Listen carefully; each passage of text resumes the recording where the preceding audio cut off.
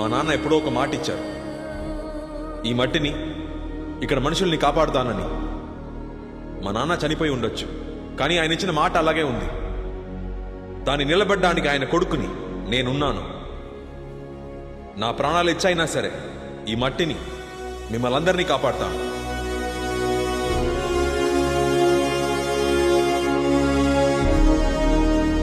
ఇది ఊరు మీద ఒట్టు.